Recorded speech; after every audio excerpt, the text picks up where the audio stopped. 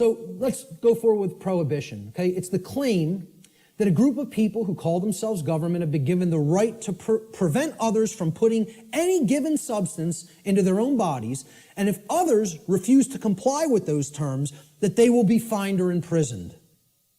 And it should be self-evident that if an individual's body is actually their own property, and it is, then that individual always maintains the natural right to decide what will or will not be put into their property, which is their body. Why can you put what you want into your car or your home? Because you own it. It's your property. Okay? Technically, it should be. I mean, technically it isn't really, but my whole point is nobody else can tell, no other individual can tell you what you can and can't put into your home. Okay?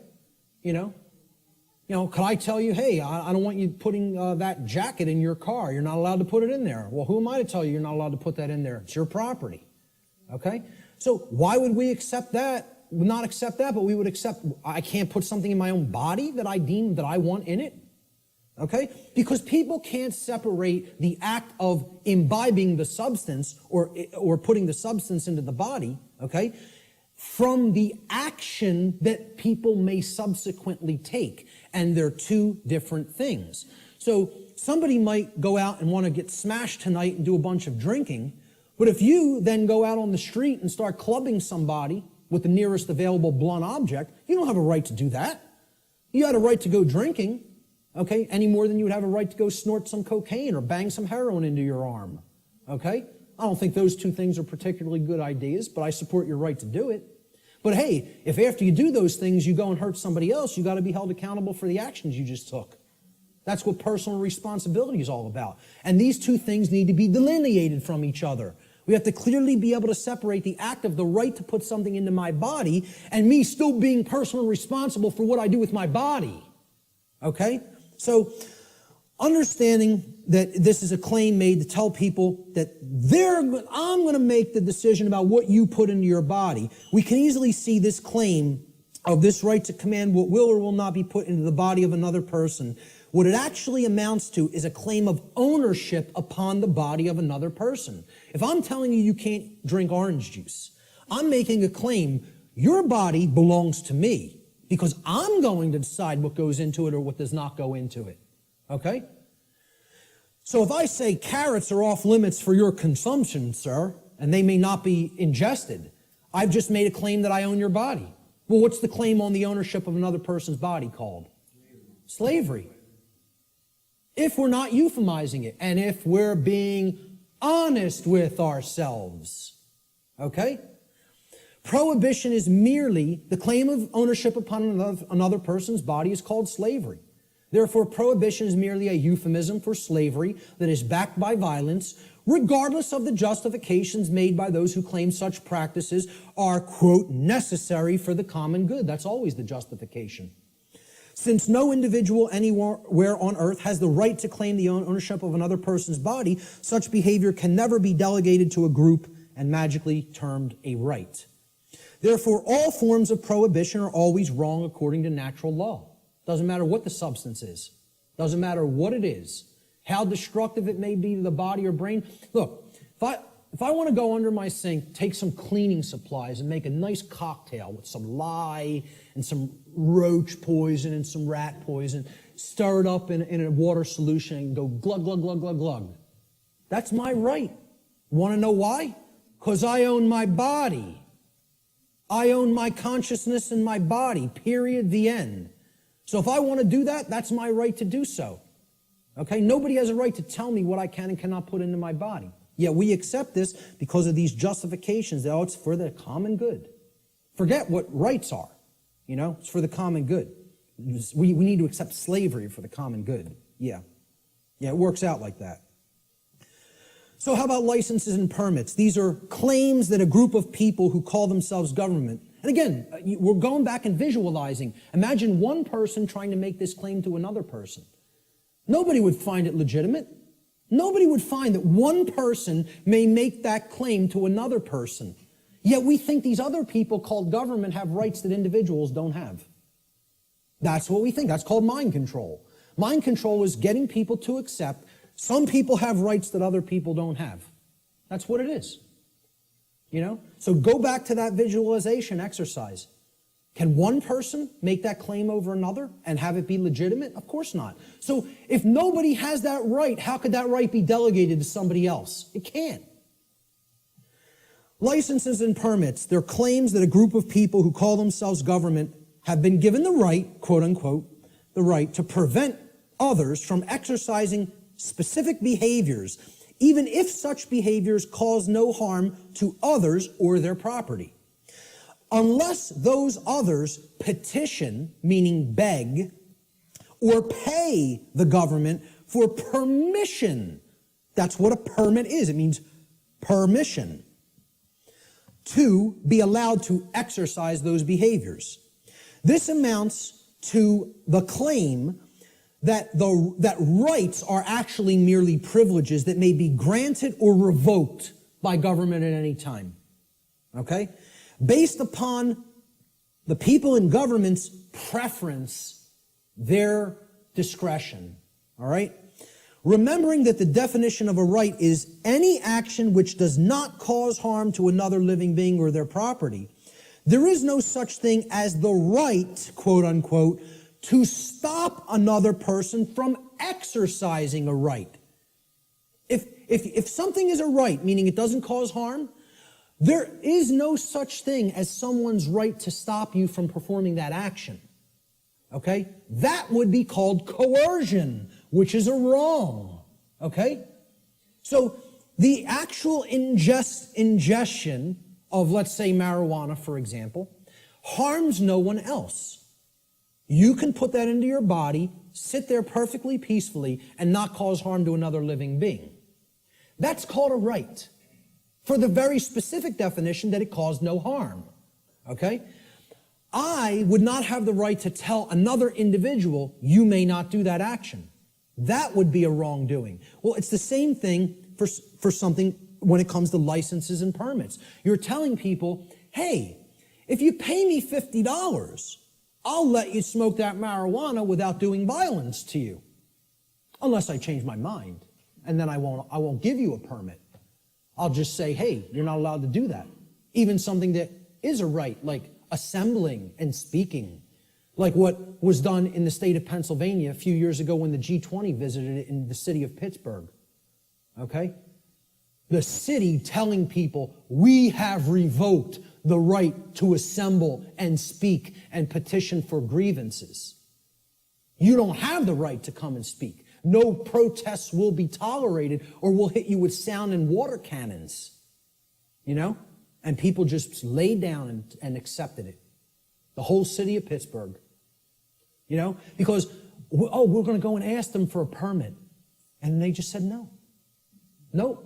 You don't have that right anymore. We find you on the street, you're getting blasted with a sound cannon and deafened. Some people went permanently deaf. Permanently deaf. Lost their hearing from what happened in Pittsburgh, Pennsylvania. You see the stuff that was happening in, it wasn't Egypt, where they were hitting people with water cannons recently and killing some of them. It was in the Middle East somewhere. Turkey, correct. Hitting people, some people died getting hit in the eye with such pressure it hits the brain. People dead from water cannons. They call these non-lethal weapons. Because they're telling you, you may not speak. You may not assemble. We're going to revoke that right, really. See, there is no right to stop someone from exercising a pre-existing right. That's you making the claim, I own your rights. That's what that's really doing. That's saying, I'm God, I get to grant what a right is or revoke what a right is at any given time. It's basically what it is. It amounts to someone claiming to be God. The claim over the rights of another person is called slavery. Even more so, it is the claim to be God, the claim that the rights of another flow from you. Therefore, licensing and permits are merely other euphemisms for slavery, regardless of the justifications made by those who claim such practices are, quote, necessary for the common good. Since no individual anywhere on earth, no single individual, has the right to claim the ownership of another person's rights, such behavior can never be delegated to a group and magically called a right. Therefore, all forms of licensing and permits, according to natural law, are always wrongdoings because they are always based in coercion and the theft of someone else's rights. So again, that's the visualization exercise. There's 3 quick examples. You have to envision there's only 2 people. Would one person have a right to conduct that action against another? If the answer is no, the right cannot be, there's no such thing as calling it a right and delegating it to other people and telling them now you're allowed to perform that behavior. It's always a wrongdoing. But people, because of this idea, this mind control called government, want to believe that that right exists, that we can delegate something that is a wrongdoing.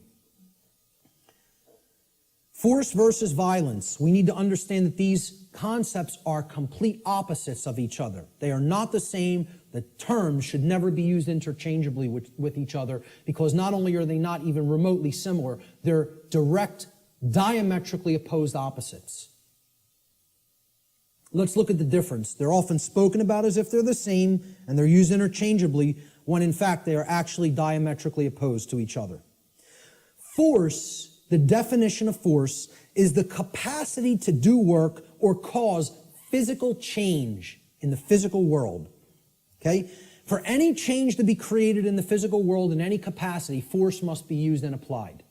There's nothing you can do that doesn't require force if you're going to make a change happen in the physical. Okay? So to set up this equipment, force was required. We had to lift it, we had to set it up, we had to plug in the cables. Force is required to do all those things. It's the capacity to perform physical activity, physical work. Okay? Action, force is actually action which is in harmony with morality and natural law because the taking of it, the usage of it, doesn't violate rights of other people. So as soon as you're stepping over the line into coercive usage of force, that becomes violence. The initiation of force for coercive reasons, for coercive applications, becomes violence. That's what makes it violence. Force itself is not violence. As such, force is action which one always possesses the natural right to take, and this includes the defense, the physical defense of someone's person, their body, against the act of violence. Force may be applied in that situation. When you are accosted with violence, you do reserve the right to use physical force defensively against such an assault. Violence, on the other hand, and this is the key to keep in mind with violence, it is the immoral initiation of physical power to coerce, compel, or restrain unrightfully. No one has the right to ever enact violence because violence is always starting it. Initiation, that's the key word there. It's the immoral, the unrightful initiation. So, teachers in schools will, if there's a skirmish that happens between a couple of male students one day, they'll say, it doesn't matter who started it. All that matters is who started it. All that matters is who started it. All that matters. Because the person who actually conducted violence is the person who struck first. They initiated the immoral use of physical behavior, of physical force, physical power to coerce, compel, or restrain.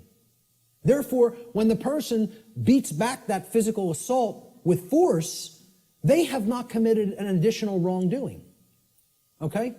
It's difficult for many people to understand who are in right brain imbalance. They don't want to acknowledge that you maintain the natural right to use force when you are accosted with violent behavior. If someone just came up to me on the street and started swinging, okay, because they want something I have, or just because they don't like the look of me for whatever reason, they don't have the right to do that. If I replied by beating back their attack with sufficient force to put that action down, how many wrongdoings would have been committed? 1. Correct. 1. Not 2. 1. Because I maintain the right to defend myself with physical power, with physical force when necessary, when violence, meaning someone else started the immoral behavior. That's what matters, the initiation. Who started it is all that matters. All that matters. And again, it's a very difficult thing for the ego to comprehend. The ego doesn't want to hear that. It's been conditioned so long that responding with force is also violence. We are verbally and mentally equating these two things, and when in fact, they are actual complete opposites. Okay, if a kid got hit by somebody else in a school, and then that other kid maybe even said once, stop what you're doing, and then when the other kid wouldn't stop, he punched him and knocked him out. Okay, I would ask other people, who struck first? And if the kid lying on the floor struck first, I'd say you got what you deserved. That's it. Because that person had a right to defend themselves. You had no right to strike him. You initiated the violence. He responded with defensive force. Many people don't want to hear that because they're very conditioned.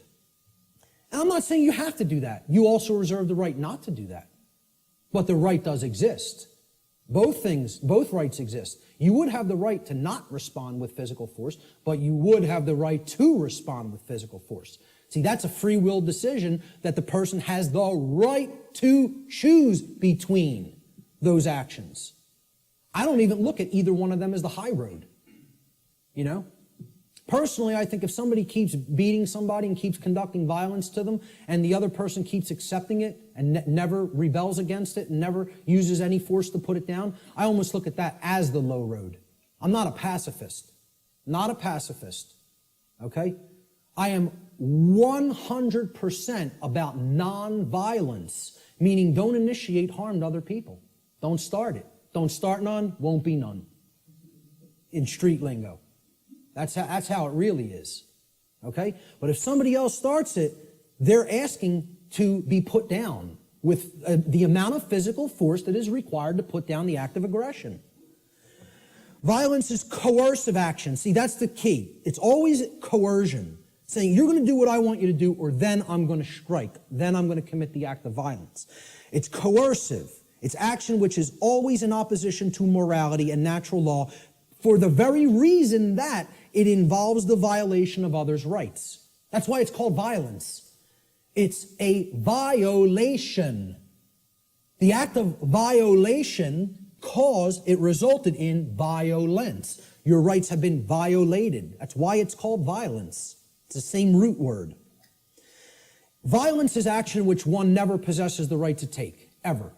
There is no such thing as the right to commit violence. Doesn't exist. Because violence is the immoral initiation of physical power to compel, coerce, restrain, which no one has the right to do. No, you don't have the right, no one does have the right to initiate that type of action. Force, on the other hand, there is a time and a place to exert that force in a defensive capacity. All right, so we'll talk about that here. This piece of trash comes up to somebody on the street and says, give me everything that's valuable. I want your shoes. Oh, they're leather? Take them off. Take the wallet out, all the jewelry. Give me your purse. Give me your wallet. Okay? It's called a thug. Nobody would believe he has the authority or the right to do that, and we would have the moral obligation to obey this criminal. You know, if the criminal started calling himself government, we might start believing it. Right? But let's say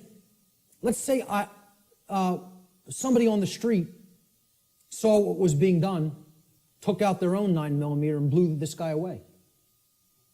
How many acts of violence were committed? One. They wouldn't look at it like that. But what I understand. But again, that's somebody saying, I prefer not to see it that way. Well, again, perception and reality do not really align in many cases. They're not the same. That person is incorrectly perceiving what is. They're not seeing the truth. And many people don't want to hear that that's the truth because they're very conditioned and they are very well-behaved slaves.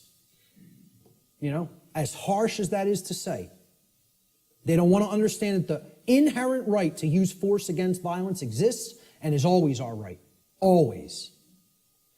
Now, I'm not telling you go out and immediately do that either because the perception is so screwed up in the body of humanity that the majority of people don't believe that would be a right. And they'll persecute you for doing it.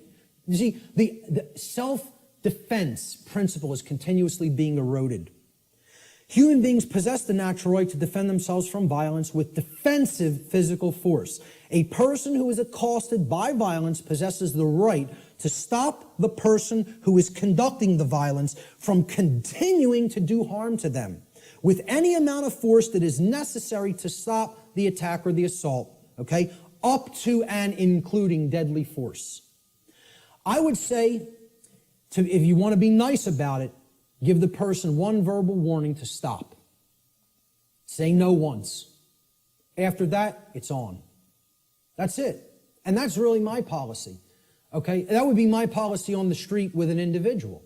The problem is here, the so-called authorities of the government, like you say, don't want to see it that way, and they're constantly trying to take this right away from somebody. They're constantly trying to say, no, we own the monopoly on the usage of force, and all you may do is wait and be accosted and assaulted until one of us shows up. Well, you know what that's called? It's called a big crock of bullshit, is what that's called. And it shouldn't be accepted by anyone who has any common sense. Shouldn't be accepted by anyone. Unfortunately, again, like I said, people are very, very well conditioned. And they think that this is an example of two wrongs don't make a right. There's no two wrongs committed there. There's one wrong committed, and then there's a right that is being exercised. Big difference between exercising a right that involves the defensive use of force and committing a wrongdoing which involves the initiation of violence. And people got to get clear on this. They have to get clear on it. So the question becomes, does violence magically become a right when it's conducted by government? When they shut down people's free speech rights and assembly rights? Or when they conduct direct theft from people through what's this euphemized form of slavery called taxation? And like I said, I'm not asking you to accept or believe taxation is slavery. I'm telling you, if you don't understand that, you're wrong. I don't care what you think. I'm telling you it is that way in truth and in reality. Taxation, slavery. Shutting down of people's rights is slavery. Telling people what they may or may not put in their body is slavery. It's not my perception. That's what is. Okay? And that's what we're accepting as a people. We're accepting that. These people have no more right to do it than any other individual would. And this concept brings us to the way I try to define and explain to people what real spiritual enlightenment is.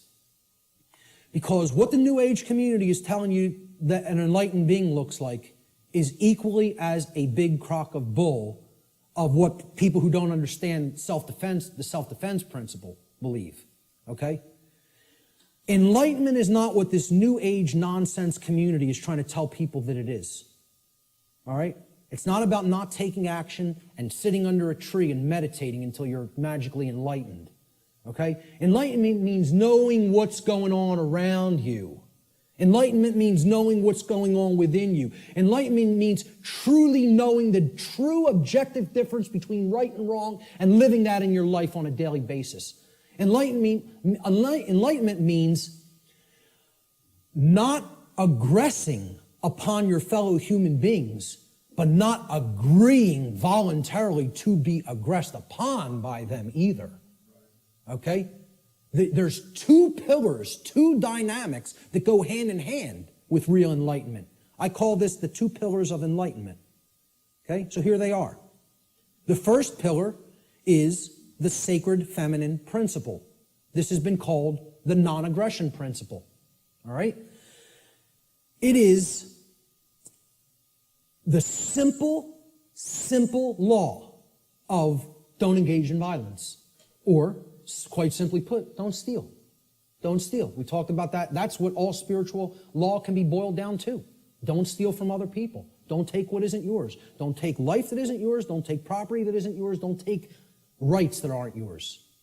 They're the property of others. Respect their ownership. Okay? Most people can grasp this pretty readily. Okay? And even in the New Age movement, they grasp this. In other words, don't immorally initiate non-rightful use of physical power to coerce, constrain, or compel the rightful physical behavior or free will choice of another sentient being. Respect other people's free will, their rights, their property, their life, period. Real simple. It's the golden rule. Don't do things to other people that you don't want done to you. I always state it in the apophatic, in the negative. It's much more powerful that way. But there is a second principle, a second pillar or tenet of enlightenment, if you will. This is the sacred masculine principle. This is what religions of the world, whether they be government, organized religion of different regions of the world and cultures, the New Age movement, all right, this is what they are seeking to suppress, because religions are right brain modalities. They're right brain methods of mind control. Just like government, who thinks it's a monopoly on the physical use of force, that's a left brain imbalanced mindset. All right? The second pillar of enlightenment is the sacred masculine principle, which is also known as the self-defense principle. Your body's your property. You have a right to defend it when it comes under attack by violence. This principle states sentient beings have the inherent right to use force to defend themselves from violence conducted upon them by another. This is the part many people don't get. You know, that's why we're not rebelling against our slave keepers, our slave masters, who are masters of other people in their own sick, distorted, psychopathic minds, and are nothing but thugs and criminals that people magically believe have the moral authority to continue to do what they're doing, just because they euphemize slavery and call it government now. That's the sacred masculine principle. There is no such thing as an enlightened being that doesn't fully grasp both of these principles. Anywhere. Never has been. There's no such thing as half measures. You got to get them fully, both, or you're not there. And that's the problem. We're not all the way there. If people were already there, they wouldn't be tolerating what we're putting up with. More aggression against people's rights is being conducted in this country than when the founders of this nation actually separated from England. And they would have been horrified. I tell people, look, not to get nasty, but I tell people, if the founders of this country could magically come back to life somehow and see what's going on in this country, they'd take a piss on people. That's what they would do. That's how much disrespect they would have for what we're putting up with. You know? Again, just to say it the way it really is. That's what they would want to do to us. Because they would tell us, we warn you about all this. We warn you about it all. And you know what you did? You ignored it. Ignored it.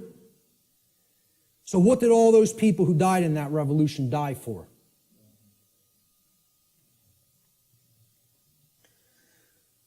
We have to understand true ownership. Real, deeply. Not peripherally. Super deeply. We got to know what we own and what we don't own. We have to understand, why is this our current condition? That's the question we asked at the beginning. And here's the reason. The reason our species continues to experience a systematic and growing loss of freedom is because we collectively do not deeply understand ownership, and we continue to commit and condone theft. This is a prison for thieves. That's what Earth is. It's a prison for people that don't want to respect ownership. They want to take things that aren't theirs. And that's what we're here to learn. We're here to learn that there's only one natural law. Stop stealing from other people. Stop taking things that you don't own. Stop condoning theft of things that other people don't own. Don't condone that activity, that behavior either. So what is ownership? What's the definition? What does it entail? To own a thing means that regarding that thing, an individual maintains three basic things regarding it. The first is rightful possession. It means you acquired it without doing harm to somebody else. So you rightfully own it, lawfully own it. Okay? You're in possession of it. You have it in your possession. It is yours. The second thing is you control its usage. Okay? So your house, you control its usage. Your car, you control its usage. Your clothes, you control their usage. My computer is mine. I control its usage. I'm using it. Okay? Control of the usage of something means that you own it. And most of all, maintaining personal responsibility for that possession is the third aspect of ownership. So to own something means I'm in lawful, rightful possession of it. I control the usage of that thing and I maintain personal responsibility for it. All right? And this is what we have to understand. Natural law can be essentially reduced to one single spiritual law. I gave you the working definition, the soundbite definition before. Here's the super simplified two-word concrescence of all of this information. Natural law gets boiled down to two words. Don't steal. That's it. You want the key out of the prison? You got to understand property. You got to understand all rights are property rights. Stop taking the property of other beings. Stop condoning the taking of the property of other beings. The end.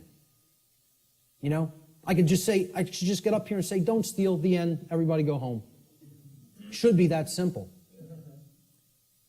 That's the key, folks. That's the key to the prison door. And what we're really talking about here is common sense. That's what conscience is. People don't think of conscience as common sense.